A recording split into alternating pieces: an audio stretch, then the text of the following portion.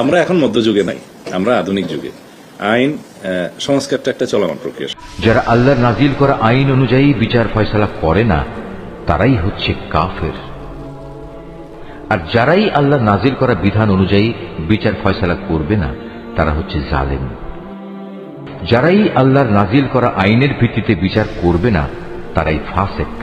আমার নবীরা যারা আমার বিধানেরই অনুবর্তন করত, ইহুদি জাতিকে এ হেদায়েত মোতাবেকই আইন কানুন প্রদান করত, নবীদের পর তাদের জ্ঞান সাধক ও ধর্মীয় পণ্ডিতরাও এ অনুযায়ী বিচার ফয়সালা করত।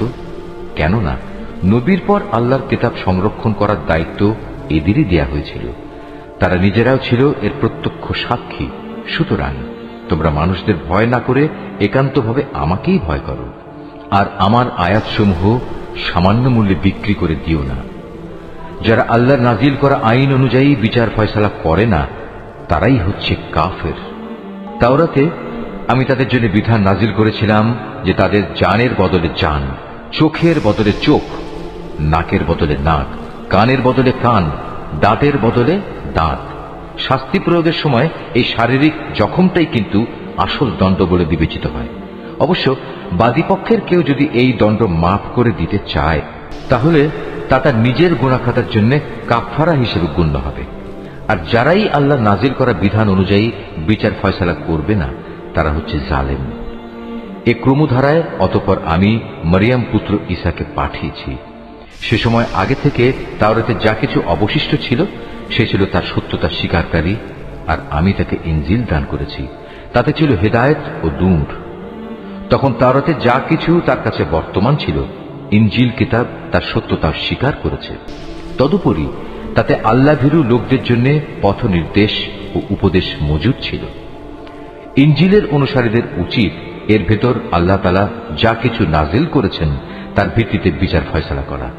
কেননা যারাই আল্লাহর নাজিল করা আইনের ভিত্তিতে বিচার করবে না তারাই ফাসেক। হে মুহাম্মদ, আমি তোমার প্রতি সত্য দিন সহ এ কিতাব নাজিল করেছি।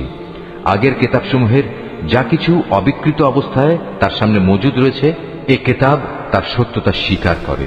শুধু তাই নয়, এ কিতাব সেসব বিধানের হেফাজতকারীও বটে। সুতরাং আল্লাহ তাআলা যেসব বিধি বিধান নাজিল করেছেন তার ভিত্তিতেই তুমি বিচার ফয়সালা করো। আর এই বিচারের সময় তোমার নিজের কাছে যা সত্য দিন এসেছে তা থেকে সরে গিয়ে তাদের খেয়াল খুশির অনুসরণ করো না। আমি তোমাদের প্রতিটি সম্প্রদায়ের জন্য শরীয়ত ও কর্মপন্থা নির্ধারণ করে দিয়েছি। আল্লাহ তাআলা চাইলে তোমাদের সবাইকে একই উম্মত বানিয়ে দিতে পারতেন, বরং তিনি তোমাদের যা দিয়েছেন তার ভিত্তিতে তোমাদের যাচাই বাছাই করে দিতে চেয়েছেন। অতএব ভালো কাজে তোমরা সবাই প্রতিযোগিতা করো, কেননা আল্লাহ তাআলার দিকেই হবে তোমাদের সকলের প্রত্যাবর্তন স্থল। এখানে তোমরা যেসব বিষয় নিয়ে মতভেদ করতে, অতঃপর তিনি অবশ্যই তা তোমাদের স্পষ্ট করে বলে দেবেন। অতএব হে মুহাম্মদ, তোমার উপর আল্লাহ তাআলা যে আইন কানুন নাজিল করেছেন তুমি তারই ভিত্তিতে এদের মাঝে বিচার ফয়সালা করো, এবং কখনো তাদের খেয়াল খুশির অনুসরণ করো না, এবং তাদের ষড়যন্ত্র থেকে সতর্ক থেকো। যা কিছু আল্লাহ তাআলা তোমার উপর নাজিল করেছেন তার কোনো কোনো বিষয়ে যেন তারা কখনো তোমাকে ফিতনায় না ফেলতে পারে। অতঃপর তোমার ফয়সালায় যদি এরা মুখ ফিরিয়ে নেয় তাহলে জেনে রেখো আল্লাহ তাআলা তাদের নিজেদেরই কোনো গুনাহের জন্য তাদের কোন রকম মুসিবতে ফেলতে চান। কেননা মানুষের মাঝে অধিকাংশই হচ্ছে অবাধ্য। তবে কি তারা পুনরায় জাহেলিয়াতের বিচার ব্যবস্থা তালাশ করছে?